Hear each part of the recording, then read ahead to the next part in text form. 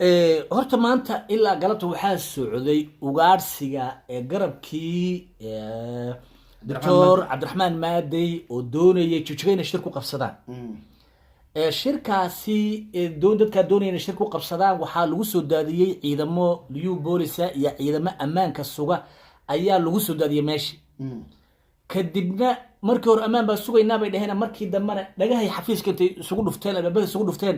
bay dadkii waxay bureeyaan iyo waxay kabaha la dulmaraan iyo waxay qabsadaan iyo waxay xidhaan iyo waxay jalash u taxaabaan bay ka dhigeen kabahay la dulmareen dee dadku dad shacabay ahaayeen dad shacab oo si nabadgelye ah u dhiganaya maxaan ku dhahay xafladoodii iyo qorshahoodii u dhiganaya ayay ahaayeen sideedabana anigu kolley shaksi baahnoo ma aanan maqal erayo uun hadda iska caadi ah oo saasi ahayn waan arkay laakiin garabkan hadda la ugaarsanaya meel si toos ay u dhaheen Ethiopia waan weeraraynaa oo toos baan u galaynaa anigu maan arkay markii ilaahay laga baqa way laakiin dawlad deegaanka Soomaalida iyo Ethiopia laftigeedaba doonaysaba in heerkan intay baxaan oo ogaadeen ku baxo oo dawlad deegaanku baxo in ciidamadani lagu helo oo reer galbeedka lacagal kaga helaan oo dadka laayaan oo xasuuqaan bay doonayaanba waaba qorshe iyagu Ethiopia doonaysaba marka aniga waxaan isleeyahay wax bixitaan oo qoladan ay ku dhawaaqeen oo cad oo public ah oo la leeyahay nimankan waxay ku dhawaaqeen dagaal aan horta maan arkay qofkii arkay comment-gu noogu soo sheegi kara meel la leeyahay Cabdiraxmaan Maadey iyo jabhada garabkaas baa meel galayo oo waxa duurka inaan galno waa macquul ah dhaheen waxay dhaana dulqadku naga dhamaaday inaan duurka galno waa macquul marka shirarkii ka socdo dowlad deegaanka sababta Mustafa Cagjar imaamka Suudan taas ka mid ah leeyahay marka anigu taamaan arkin waa suuragal inay dhaheen in way sidoo toban noqoto dhalinyaradaas waa la ugaarsaday maanta xabsiga qaar laga buuxiyay qaar waxa la leeyahay dib baa loo garshay waa la jir dilay qaar kale meeshooda bay lug kaga baxsadeen oo lug bay kaga carareen in way arintaasi waxay ka dhacday magaalada Jigjiga ka dhacday waa arin laga xumaaday way aniga hadda korban yaa waxaan ka faalooday labada garab ba anu si fiican u garanaya anu labada garab waxaan idhi dadka rogina wax walba fiiri waxa soo jiray nimankii la oran jiray midowga Soofiyeed baa soo jiray midowga Soofiyeed 1990kii ayaa dagaalkii qaboobaa markuu dhamaadaba lagu kala daray wuu dhamaaday bad midowga Soofiyeed niman baa la oran jiray way u dhamaatay waxa ka dambeeyay yacni dagaalkii qaboobaa oo 30 sano socday هذا روشك أكلي ومباسو هذا روشك أكلي ومباسو هذا أنا جو حاليا هاي أوناليف كوني السجال بقول سجاشين يسديد إلى كوني السجال بقول سجاشين السجال كلا قبل إلى يوم هذا كل بوسيك اللي تشبيسه كل بقرب قرب كروح وكلها وي حرودين يعني شر دافي بدونتين لحسنا كهرب ستدبر سنة كهرب كفى لودون إلي وح الله على واحد سوى دان متشراني ومدام حاردها كدلنا هذه اللي عن شرينا يعني هذه وحنا قلنا يعني داية حل جان سدارها ما بقينا كلا شبنين بقى هذا سدار سوق الجبان هذا يتك كلا شبنين بقار وحي نقدين بقى محن كنا دولدين كلا صفتين قار كلا وكاس محن كنا لليه دور بقله يانو لعير سنة أنا جمرك وحنا ليه هاي كوة شوقي الدولة الله سعود كوده كوة كره هذا وعرسنا يلا بده أنا وحنا أركان شخصيا وح الله على وح هايو oo ka soo socda midna ma jirto rag golaha dhaxaha iyo guddi fulaan baa qaar xaga ka soo jeeda waxa weeyaan sideedabana heerkan maxaan ku dhahay Cabdiraxmaan oga la yiraahdo iyo jabhaduba ama jabhadaba aan dhahay waxay masiibo kaga dhacday arintay masiibo kaga dhacday waxa weeye ma heshiin karaan waligood iyagoo iskhilaafay oo khilaafkoodi intay heshiiyeen am gola dhexe ama guddi ful inay ku kala adkaadaan qolo ciid afka loo daro mooyaane waligeed lama arkin iyagoo intay heshiiyeen dhaha war wixii dhacay khilaafkii ama gola dhexa noo dhixiyay ama guddi ful noo dhixiyay dib aanu ku heshiin iyagoo dhaha lama arkin waa sax qolo baa laga takhalusaa laga talaabsada oo la dhaha qoladaas way xarooto waa daba qoodi anyway aniga waxaan leeyahay eriga daba qoodi noo fasir bal anaga rebanaadir hadaan daba qoodi anaga waxa uu taqaan bal noo sheega daba qoodi mar walba idinka iyo Soomaaliland idinka maqalnay daba qoodi waxa kale aan ku wareeray waxa waaye ishag oo ereyada aan la yaabo kamid aha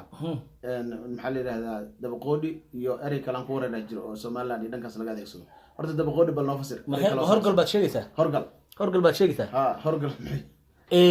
horta horgalka iyo daba qoodigu waxa weeye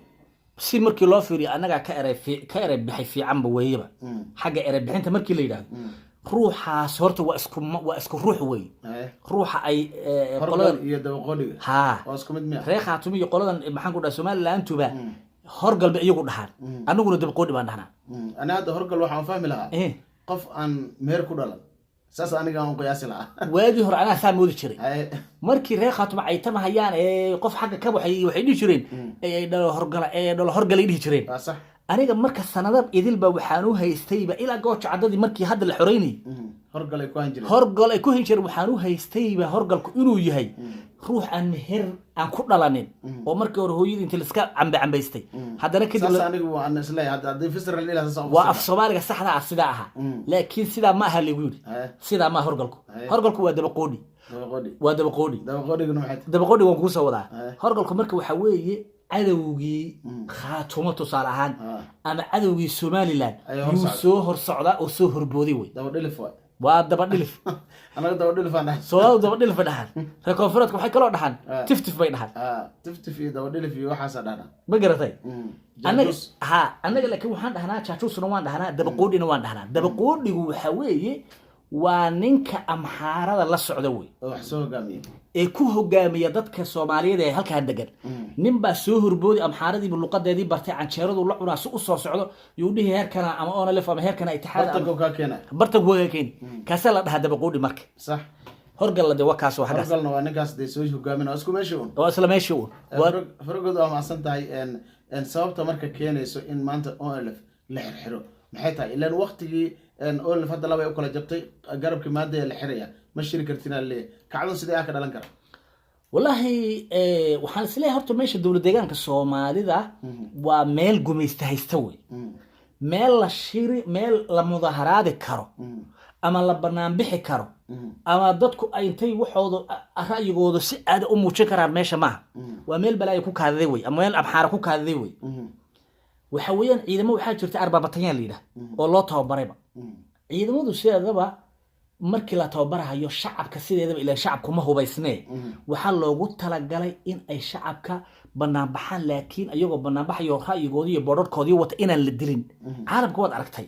oo wariyaasha loo ogolaado oo kaamirada loo ogolaado oo midka wax sheeg waxa sidoo loo ogolaado laakiin dawlad deegaanka Soomaalida iyo Itoobiya waxa kama jirto hadii lagu arko adoo systemka jira ka soo hadii lagu arko waxa weeyaan waa lagu dili meeha kurka lagu dheeraysin sideedaba kurka lagu dheeraysinba waa sax marka ciidankaas jooga arbaabatayaaga oo loogu talagalay rabshada looguma talagelin dadka inay laayaan baa loogu talagalay oo inay wax dilaan hadaa baboor soo qaato dhawn dhahdo xabaduna nool ba afka laga gal marka niyo dadka la xirxiray ilaahay ka soo dayaan leenahay dawladda deegaanka Soomaalida iyo madaxda dawladda deegaanka waxaan leenahay war meesha hadda ONLF ama qori qaada ama qaadaysa ana iima muuqato duur gelis ana iima muuqato shirarkooda iyo intooda ama garanaysa waan joognaada hadda baba ka soo harayba oo baasha khilaaf iyo waxa weeyaan jeclaysi iyo kharibo idil baa baasha kharibo waa ilaa 7 sano ka hor bay baasha soo kharibnay marka aniga waxaan leeyahay dawladda deegaanka Soomaalida ninkan Mustafa oo fulinimo badan Ilaahay ku mashaqeeyay oo wadnaha farta ku hayay abiy iyo qolyahan oo nimanka sida ilkaha sare uu moodahayay inay wali qabaan moodahaya baa dadkii shacabka baasha ka la dul maray shir xasaasi ka qabaan shirbi xasaasi ka qabaan ba marka aniga waxaan leeyahay ONLF maanta tabar leh oo ama duur galaysa ama jirta ma jirtee ayadii baa kala fadhido maxaan ku dhaadhiba isugu filanay anu waxaan leeyahay dadkan shacabka dhalinyarada meesha ku xidheen leedihiin maadii baan ku xumaynaynaa adoo dhalinyarada soo daayo dhibka ka daayaan leeyahay dadka afrikadu waa mahadsantahay waxa way mar walba way dhacdaa in dadkan isagardaameeyaan Soomaalidana horaan kugu sheegay Soomaali cararaysa daarag Soomaali kala ciirsanayso horeen oo maqlay aabeen oo ka maqlay dadka waalidiinta waxaas aad bay uga sheekan jireen marka mar walba Soomaali dhibaato ku jirto Soomaali kala daba taagan marka waxaan dhihi lahaa oo la fashiiskeeda iyo arrimaheeda waxa ku fiicnaan lahayd in la nabadeeyo oo in qaybna la weeraro qaybna la yiraahdo fiicantiin siyaasadda ayaa Mustafa Cagjar ayaa ka tustamoogi maanta ONLF qayb xun iyo qayb fiican midna ma lahayn wadadooda fiican oo halkan keenay maanta Mustafa Cagjar in madaxweynaha deegaanka noqdana ONLF oo sabab ah hadii oo iskeen tir arrintaasna waa arrin kale oo dan kale laga leeyahay siyaasad kale warka dan wax ka soo koray barnaamij shirkadda meel fog gaarsiya inta barnaamijka la kulmi doono xalinahay fi amaan Allah